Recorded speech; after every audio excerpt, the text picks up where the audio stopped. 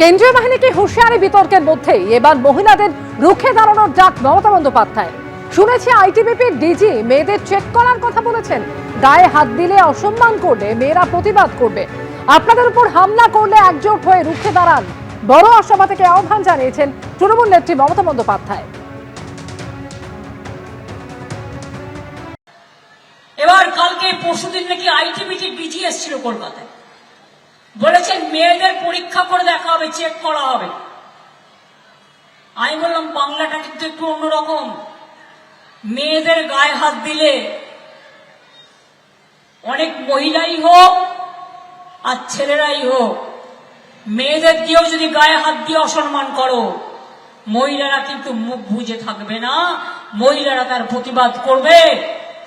ভোটটা দেবেন, আর আপনাদের উপর যদি হামলা করতে আসে একজোটে মেয়েরা দাঁড়িয়ে যাবেন। ওরা লক্ষ লক্ষ নিয়ে আসুক বাইরে থেকে, বাইরের সব নেতারা দখল করে এখানে বসে আছে। আর ভোটের আগের দিন কাউকে কাউকে দিয়ে গ্রেফতার করানোর চেষ্টা করবে, তাই সব চেঞ্জ করেছে।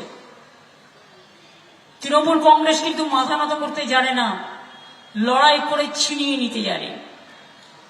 ঘটনা ছড়াচ্ছেন, হিংসা ছড়াচ্ছেন, মানুষকে বাধ্য করছেন যে সংবিধানের বিরোধিতা করার জন্য, ভয় দেখাচ্ছেন।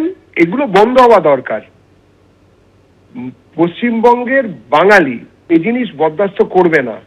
এই জিনিস বেশি দিন চললে জনতা সংঘবদ্ধ প্রতিরোধে নামবে।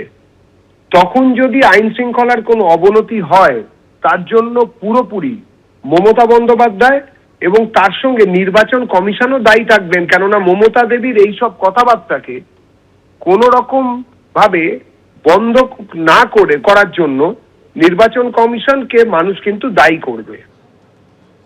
সিউড়ির রবীন্দ্রপল্লীতে পুলিশ ও কেন্দ্রীয় বাহিনীকে ঘিরে বিক্ষোভ দেখান সিউড়ির বিজেপি প্রার্থী জগন্নাথ চট্টোপাধ্যায়। তার অভিযোগ, রুটমার্চের সময় বিজেপির বুথ সভাপতির বাড়িতে গিয়ে হুমকি দেয় পুলিশ ও কেন্দ্রীয় বাহিনী।